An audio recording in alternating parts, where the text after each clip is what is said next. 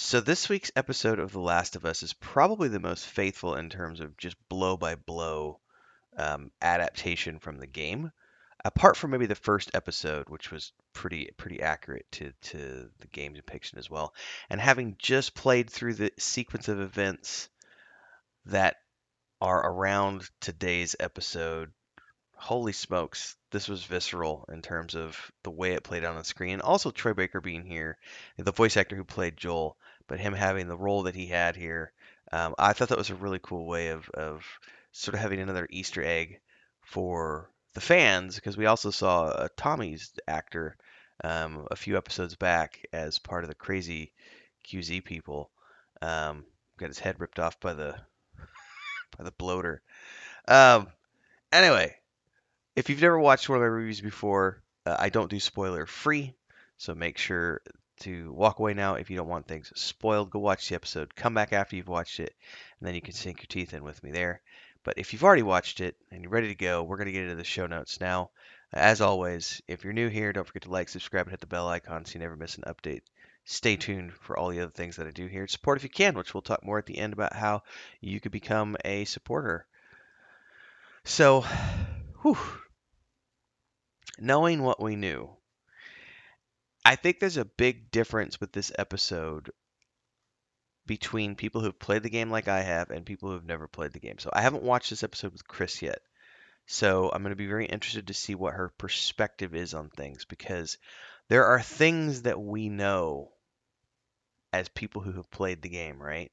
We know who David is, and we know what kind of a leader he is. And as we get this opening scene of this man, David, reading from the Bible to this group of starving, hungry, desperate people, knowing what we know and what's coming from this group, and the fact that they have these religious beliefs, um, it makes it even more powerful, I think, if you've played the game. But even if you haven't played the game, you get this sense of, you know, everybody's kind of afraid of David, but also he's their leader. Seems to be some sort of a pastor-like figure. It's crazy. So they're all gathered around and they're at a funeral ceremony from someone who's just died. Daughter's crying, and they want to know about the girl wants to know about a funeral service, and David's like, "Well, it's too cold to dig. We'll bury your father in the spring." But the side eye he gives James, who is Troy Baker's character, and a couple of other people who are in the know, you immediately suspect something's going down, something's up, something's happening here, and we don't know what it is yet. Um, there's this small conversation about how there's a week's worth of elk and deer left. And David's telling James, I need to know you're with me, that you haven't lost faith. Let's go hunting. So they go out. We get our first scene with Ellie. She's back with Joel. She's freaking out. He's still not getting better. She needs to get them some food. So she gets the rifle and out she goes. We get the hunt scene, which isn't that it's not that important in terms of moving the episode forward, but it does establish the fact that she brings down a deer, but she doesn't kill it 'cause she's not that good of a shot. It escapes, and then we find David and James over the body saying, "Oh, somebody must have shot it, but they're not here. Let's grab this and get out of here." But then Ellie comes on them, and there's the confrontation. At which point, David's trying to sweet talk her, offering all these things that we could trade for part of the deer. We got supplies. What do you need? She's just like, I just want medicine, and he's like, well, I got it. And so she sends off. They send off James to get the medicine, and then there's this whole conversation wheel of them dragging that body into this town, and talking over the fire about how, the guy who just died in their camp was just killed, you know, a few days ago by a crazy man with a little girl. We find out, so the guy who just died at this camp is the guy that Joel just killed on his way out, previously, who stabbed him, and that's why Joel's in. So now we find out that, this is not a benevolent party here. But true to his word, David allows her to take the medicine and skedaddle. Oh. and they take that deer back. Now, the only difference here between this and the show and the game is that there's a whole sequence here in the game which is super intense, where in between waiting for James to get back with the medicine, um, Ellie and David end up fighting off a ton of infected, including a bloater. It's a really brutal sequence of events. It's quite challenging to survive, and you end up running through like all of your supplies. But we skip that part here, um, which is fine. That's you don't have to have every episode be about the infected. We're back to the starving villagers preparing some type of stew. There's only 5 more cans of stew left. The girl in the kitchen is sitting there preparing it, and this dude brings in a tub of meat, and the girl looks at him and goes, "What is this?" And he goes, "It's venison," with a side eye. And you're just like, "Is it? Is it venison, sir? Is it venison, really?" Um, Turns out the group wants justice, and David promises that he's going to take a group out in the morning and hunt Joel and Ellie down. And the daughter of the man who just died makes some comment about how, excuse me, he's like, "You just need to take care of him, kill him." And he smacks her. He's not a benevolent leader. "I'm your father now, and you're going to show me respect when speaking. It's time to pray over the food." Religious cults, man. Scary shit. So, some of them apparently know what they're eating. And this is the thing where it's like I love the fact that if you've never played the game here, even if you haven't played the game, this scene felt very powerful to me because, the people who know are hesitant to eat what they're eating, but they're so hungry that they're doing it anyway. But the people who have no clue are just like, "Rah, rah, rah, rah," and you're just like, oh, that's, they they know, like the people who know, they're keeping it secret to save the others from having to deal with that shame, that theme. It's craziness, man.